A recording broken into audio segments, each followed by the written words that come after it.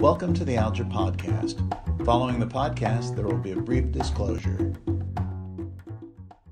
Hello, I'm Alex Bernstein, and you're listening to the Alger podcast, investing in growth and change. In many investor portfolios, mid-cap stocks can be an underappreciated asset class. Yet historically, they've demonstrated some of the best characteristics of both large-cap and small-cap equities. Last year, I had the pleasure of speaking with Alger's newest portfolio manager, Brandon Geisler, who spent more than 21 years specializing in mid-cap investing and now manages the Alger mid-cap growth strategy. Brandon, thanks so much for joining me this afternoon. Absolutely, Alex. Glad to be here. Brandon, you're coming up on your one-year anniversary at Alger, and as I mentioned, you had extensive experience in mid-caps before coming here. What drove you to mid-caps and why that asset class? You know, it's interesting. I've often wondered that myself over the years, and I think what appeals to me is, I really identify with it, is these businesses have a lot of the return characteristics of small cap companies. And they tend to be a little more entrepreneurial, and they tend to be earlier in their growth stage, but they have a lot of the risk characteristics of large cap stocks. And me as an investor, I've gravitated towards that return and risk dynamic. And I've also really liked the fact that I can kind of grow with these companies, get to know them. One of the things that I've really prided myself over the years, and one of the things that Alger really emphasizes, is fundamental work. And so identifying a company when it's a smaller mid-cap, really getting to know that management team, their process, their structure, their market, and then being with it for a number of years as it grows, it's been really rewarding and I really enjoy it. Obviously, 2023 was an extremely challenging time for investors. How is this period for mid-caps? It's been a difficult market environment broadly. I mean, I think there's no question, as we've digested the inflation that kind of materialized over the last 24 months, and we're still kind of dealing with that today, the related interest rate impacts as people have had to raise the cost of capital, try and slow the economy down. It's interesting how that's impacted mid-caps. I think it's really suited our style of mid-cap investing, where high quality compounding assets, I think, have been rewarded in this environment, because in many cases they tend to have balance sheets that don't need refinancing, or they have business models that have kind of stood the test of time, graduated again from that small cap space, where sometimes this environment presents more difficulties to them. And so the way we've tried to construct the portfolio in this environment is really kind of orientate ourselves towards businesses that carry characteristics like high returns on invested capital, high recurring revenue, very strong EBITDA margin profiles for the industries that participate in, and low debt. And finding that mix of companies, I think, has really stood us well. Just to stay with portfolio construction, I know you like a certain consistency in your holdings, and you're very specific about the part each holding plays in the portfolio. Can you talk about that a little bit? One of the things we've tried to do is, if you think about the portfolio, roughly 60 to 80% of this is what I'll call compounding growth stocks. So these are companies that, you know, as I mentioned earlier, have those characteristics of returns on invested capital, of recurring revenue, of margin profiles, debt, and industry structure is also important to us. We like to play with a top three player. Like, we don't want to necessarily participate in a languishing asset. And we complement that with two other buckets in our portfolios. One side of that is roughly 0 to 20% can be aggressive growth stocks. And they might have qualities that you might think of in certain place of retail or technology or even healthcare, for example. The other side of that pendulum is another 0 to 20% is what I'll call life cycle change. And you know, as you think about that name, it really represents a change. It could be a manager change, it could be a business model change, it could be a debt restructuring change. But we like the core business. It is misexecuting, or it's being misappreciated by the market for one reason or another. And that, we think, presents an opportunity as it might go through this change, and hopefully beneficial to the portfolios. Brandon, can you talk a bit about which themes and sectors are currently driving the portfolio? So whether it's in technology or in companies like Constellation Software, which is a vertical software player, or Cadence Software, which creates software for the semiconductor industry. Profitability and consistency of revenue this year has been very important to us. Similarly, if you look within healthcare, companies like West Pharmaceutical had a difficult time coming after the COVID bump. Some of their products were heavily used in the vaccine administration across the world, frankly. And so they were coming off that COVID high, It presented us, for example, an opportunity to participate in a class-leading business that we thought was an attractive valuation. So we tried to be very selective in buying those high-quality businesses where we have those discounts. The other thing that's been beneficial this year is I mentioned earlier about our lifecycle change bucket. And so a couple names there that I'd like to highlight. One of them is GFL, for example. It is a waste management company, actually based out of Canada, but has big business operations also here in the United States. But that's one where it was going under a transformational change of its balance sheet. They were digesting some M&A over the last couple of years, and likewise with that came some debt. They decided this year to sell some of those assets, and we think this is the opportunity to participate in that transition of that business model. Another one has been Verisk Analytics. Verisk is a leading provider of data to the insurance industry. They had a separate business unit called Wood Mackenzie, which was an oil and gas oriented business unit, which they also divested at the tail end of last year. And so we thought that the proceeds of that and the focus of that business now being primarily focused on insurance would kind of reinvigorate the business and provide a structurally sound investment. We're seeing headlines almost daily about artificial intelligence. How are you viewing AI in the mid-cap space? I think one of the things we're cautious of is following the hype of AI. And so there are the haves and the have-nots, I think, in the current environment.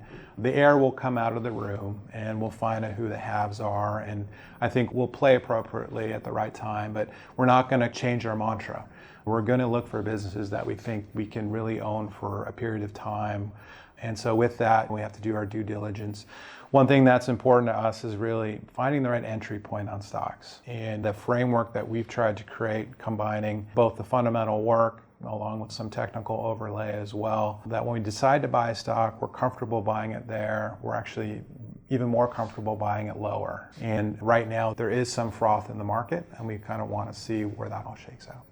MongoDB is a company in the software space, and as of a few months ago, there's 300 companies, AI vendors, using their product. As of today, there's 1,500, for example. That is a company that AI or generative AI wasn't necessarily the core business, but their technology is adapting. You also have interest in semiconductors, but of course, NVIDIA, which is grabbing so much attention, is a large cap. I think what's great about NVIDIA is it brings attention to the space. There's a lot of work that's going behind the industry. I think it is going to create great small and mid-cap companies. And there's undoubtedly many that are below that are participating in different ways. For the most part right now, obviously NVIDIA gets the attention, or Microsoft with their relationship with OpenAI gets the attention. But the reality is it is broader. But in the mid-cap space, it's companies like Marvell, for example. I think many of the vertical software vendors are starting to include modules or develop modules that will include different versions of AI to support those businesses. And so I think it's going to evolve in time, and we're looking forward to participating. Brandon, I know you draw on the efforts of Alger's entire research team, but you also do quite a bit of your own research. Yeah, you mentioned earlier, how's my time been here at Alger? And I think one of the great things is the team really does try and dig in. And then Zach Smith actually joined me as an analyst in Denver. And so we've been able to utilize those resources, utilize our own resources, and we have other resources that are available to us here at the firm, which is a great part of being part of Alger. And really, we're doing a lot of legwork. Zach and I have been spending a lot of time doing primary research, trying to understand the alternative investment industry, for example, and where the opportunities might exist there. And we'll take that data and we'll take the resources we have both on the street and internally, and we'll kind of build a model. We'll talk to a lot of industry experts, and we'll just start to work the idea, kind of like kneading bread, right? You have to work the idea, develop a framework where we're comfortable investing at a certain price per share for a stock, and then build our position around it, or not.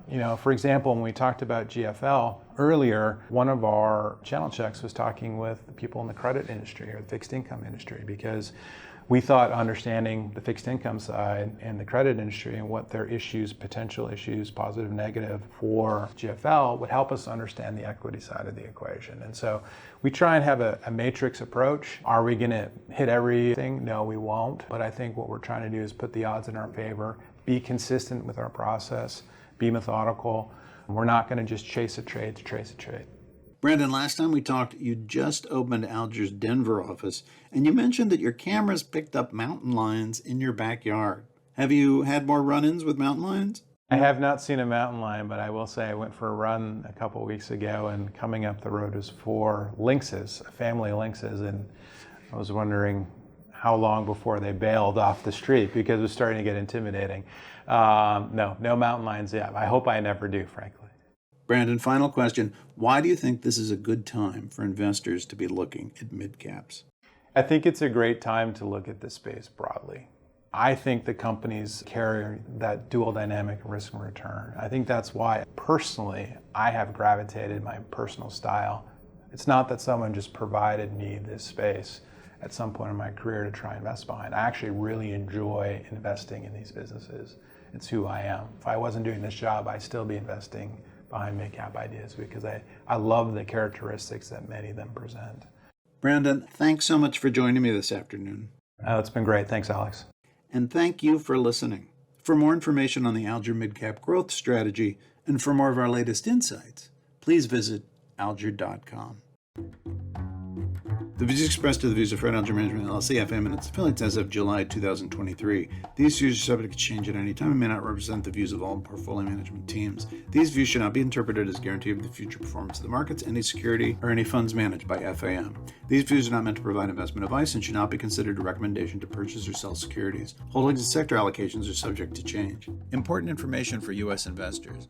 This material must be accompanied by the most recent fund fact sheets if used in connection with the sale of mutual fund and ETF shares. Fred Alger & Company LLC serves as distributor of the Alger mutual funds. Important information for UK and EU investors. This material is directed at investment professionals and qualified investors as defined by MIFID FCA regulations. It is for information purposes only and has been prepared and is made available for the benefit of investors.